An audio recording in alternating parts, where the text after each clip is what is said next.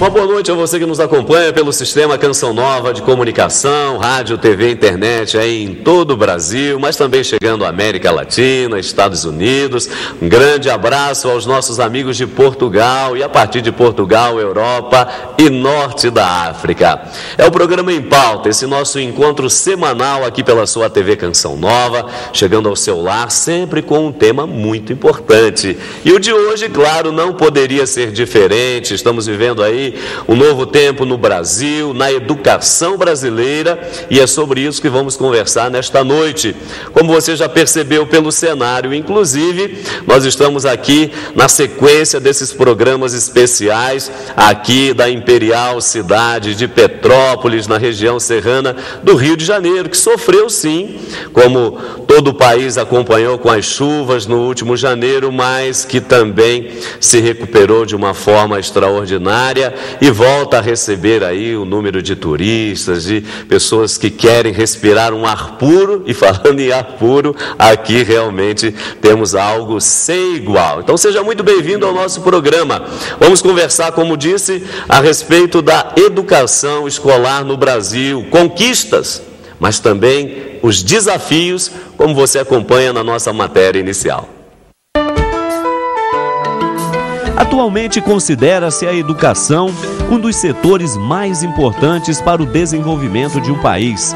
É através da produção de conhecimentos que uma nação cresce, aumenta sua renda e a qualidade de vida das pessoas. Nas últimas décadas, o Brasil tem avançado neste campo, mas ainda há muito por ser feito. O ensino fundamental, médio e a universidade tornaram-se locais de grande importância para a ascensão social e muitas famílias têm investido bastante neste setor. A presidente Dilma Rousseff afirmou em seu discurso de posse no Congresso Nacional que, junto com a erradicação da miséria, será prioridade do seu governo a luta pela qualidade da educação. Segundo ela, o Brasil universalizou o ensino fundamental, porém, é preciso melhorar sua qualidade e aumentar as vagas no ensino infantil e no ensino médio. Para isso, segundo ela, vamos ajudar decididamente os municípios a ampliar a oferta de creches e de pré-escolas. Mas só existirá ensino de qualidade se o professor e a professora forem tratados como verdadeiras autoridades da educação, com formação continuada, remuneração adequada e sólido compromisso dos professores e da sociedade com a educação das crianças e dos jovens. De acordo com o Ministério da Educação, um novo conjunto de dados sobre a educação brasileira traz à luz um fato incômodo.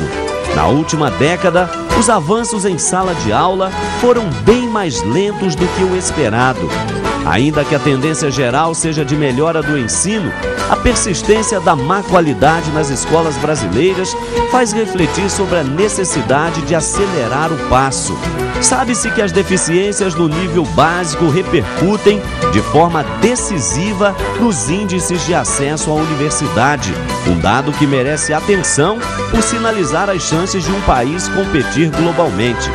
O Brasil conta hoje com apenas 14% dos jovens em idade considerada ideal entre 18 e 24 anos para ingresso na universidade. O desafio da educação, no Em Pauta desta noite. Tá aí, um pouco o retrato, não é, da educação no Brasil, especialmente aqui no nosso caso, a educação fundamental, a educação básica. E para nos ajudar nessa reflexão, aqui o nosso amigo Frei Antônio Moser, diretor-presidente da editora Voz e teólogo. E é claro, não é, nós estamos falando aqui de uma obra, não é, que os franciscanos estão à frente, o Educandário Terra Santa. Daqui a pouquinho vamos entender um pouco melhor sobre isso. Porém agora, boa noite, Frei Moser. Muito boa noite, Padre Hamilton. Mais uma vez esse belo panorama aí que, sobretudo, esconde uma vitalidade extraordinária. Tá certo. E nós convidamos, e ele vem participar pela primeira vez do nosso programa, recebemos aqui com muito carinho, o professor William Campos, é o secretário de Educação aqui do município de Petrópolis. Ele que é especialista em História do Trabalho, já trabalhou também como secretário de Educação do Estado do Rio de Janeiro, e também no Ministério da Educação, então conhece muito bem a área e vai poder nos ajudar muito nessa noite. Professor William, boa noite, seja bem-vindo ao Em Pauta. Boa noite, Padre Hamilton, é um prazer estar aqui com o nosso querido Frei Moser também. Tá certo. Frei Moser, hoje, não é 13 de maio, a igreja celebra aí Nossa Senhora de Fátima, né? A aparição aos pastorinhos, às crianças, ensinando coisas novas, coisas belas, e a educação passa justamente por essa tenra idade. E aqui nós estamos num educandário que trabalha, não é justamente essa realidade, acolhe as crianças carentes e começa a ajudá-las a trilhar esse caminho, porque nós sabemos que o futuro de um país, é óbvio, ele passa pela educação. Para os amigos se situarem um pouco mais, por favor, não é uma panorâmica rápida de onde nós nos encontramos. Em primeiro lugar, nós nos encontramos praticamente no centro de Petrópolis, junto do Palácio do Governador, não é? É uma posição privilegiada. Isso aqui tem sua origem já com o que traçou a cidade de Petrópolis, Köhler. Isso era a chácara de Köhler. Depois, é uma longa história, foram chegando franciscanos do Chile para que recolher donativos para manter os lugares santos lá de Israel, atual Israel, né, a Terra Santa. E por isso se chama Terra Santa. E aí os franciscanos, em 1888, construíram uma bela igreja. Ao lado de uma igreja franciscana sempre tem uma escola. Tanto assim que a editora Vozes, ela começou para quê? Para fornecer livros para a escola gratuita São José, junto da paróquia do Sagrado Coração de Jesus em Petrópolis. Então é um complemento. Muito bem, 1888 é uma longa história e essa instituição, ela tem praticamente 4 grandes, eu diria assim, aspectos a serem considerados. Primeiro, uma escola conveniada com a prefeitura municipal. Segundo, uma comunidade de fé que está situada em torno da igreja, mas que atua no todo. Terceiro, uma creche também em parceria com a prefeitura municipal, 110 crianças, a escola 470 crianças. E depois projetos alternativos que funcionam como uma espécie de contraturno, em que a criança já um pouco mais crescidinha, que não sabe para onde ir na parte da tarde, ela tem uma série de atividades complementares. Enfim, é um grande centro educacional onde nós nos encontramos. Tá certo. Ô secretário, no início eu dizia justamente que o senhor já esteve à frente da secretaria no Estado e também já esteve no MEC. Por essa experiência, o que chamaria a atenção no início do nosso programa aqui a respeito das carências educacionais que nós temos sofrido, não só no aspecto aqui em nível de Estado do Rio de Janeiro, mas também um pouco de Brasil? Olha, Padre Hamilton, eu acho que o grande problema na área pedagógica é o português. A dificuldade de priorizar o português, a interpretação, isso tem prejudicado todo o sistema educacional.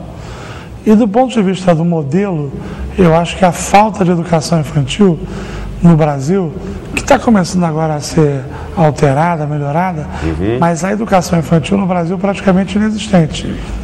E isso gera uma dificuldade, porque se a criança tiver uma boa educação de 0 a 5 anos, ela vai chegar melhor no ensino fundamental. Então são 2 pontos estruturais. A necessidade de ampliar a educação infantil e, dentro do que já existe, a necessidade de priorizar o português, a interpretação como matéria-chave para que todas as outras possam se desenvolver. Aqui nós temos 2 fatos interessantes, secretário. Primeiro, justamente a respeito da qualificação dos professores, depois o próprio processo de abordagem com relação às crianças, mas aqui a gente também entra numa questão em que aí o Estado tem uma responsabilidade primeira, que é a questão também da própria infraestrutura. Quer dizer, não é difícil nós repararmos em termos de televisão que, de vez em quando, quase de vez em sempre, problemas de escolas mal cuidadas. Essa questão da infraestrutura ainda é algo que nós ainda temos que caminhar bastante, não? Olha, nem todo bom professor, aspecto, né, nem todo bom professor é um bom administrador. E isso gera problemas que você acabou de relatar. Porque a pedagogia não é só o texto, não é só a aula, não é só o falar. A pedagogia passa por uma escola limpa, organizada, não interessa se pobre ou rica, mas uma escola que tenha condições adequadas da criança ser feliz, se sentir animada dentro daquele espaço e motivada a estudar. Então, realmente, uma das coisas chaves hoje em dia é transformar a educação em algo empresarial. Em que aspecto empresarial?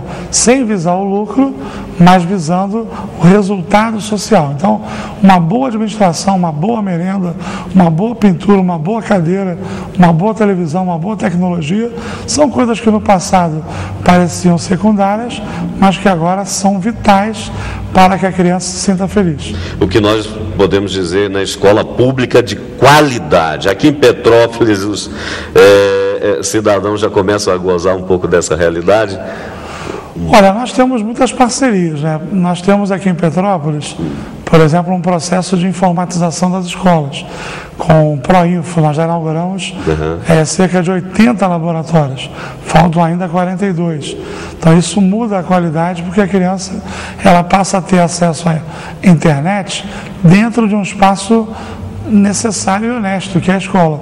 Senão, a alternativa são as lan houses da vida, que são péssimos caminhos para a informatização.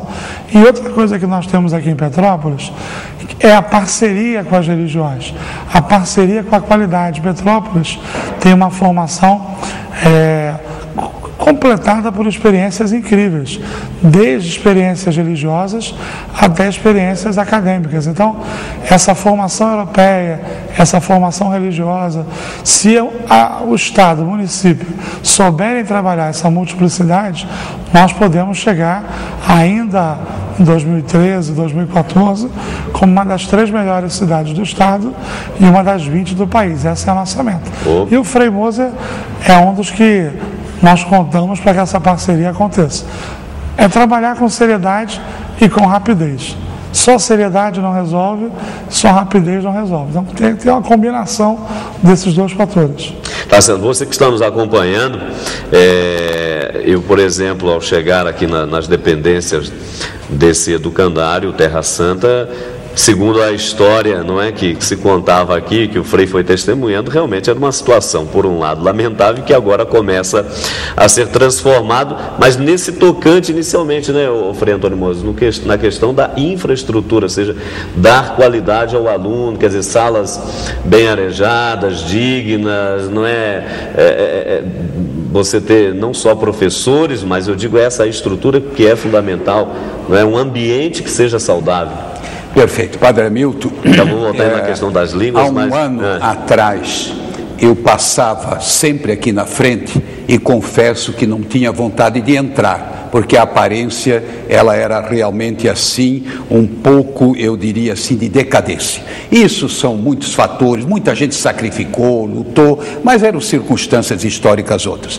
E quando fui incumbido dessa função de coordenar a revitalização, a reengenharia aqui do Centro Educacional Terra Santa, com uma porção de prédios, são nada menos do que 34 mil metros quadrados, né?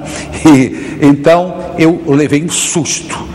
E em um ano, com a ajuda da cidade, com a colaboração de tantas pessoas, voluntários, depois, então, fomos nos aproximando da nossa Secretaria de Educação, etc. E eu e o William, nós começamos nos olhando desconfiados um do outro, mas pelo jeito nós dois pensamos a mesma coisa. E olha, a reforma que está sendo feita aqui, na escola conveniada e na creche, é notável, realmente notável. E se Deus quiser, até o fim do ano, William, olha aí, nós vamos botar isso aqui como uma escola referência. Agora, aqui está uma questão importante, Frei Moser. É claro que você que está nos acompanhando está pensando, mas espera aí, eles estão falando de um exemplo local, e o que isso serve para o Brasil? Opa, serve muito, porque a questão é a seguinte: quando eu digo dessa parceria igreja-sociedade, durante muito tempo se pensou que também nesta área se deviam caminhar separadamente, mas a história nos dá um exemplo diferente. As universidades, começou com a igreja e assim por diante,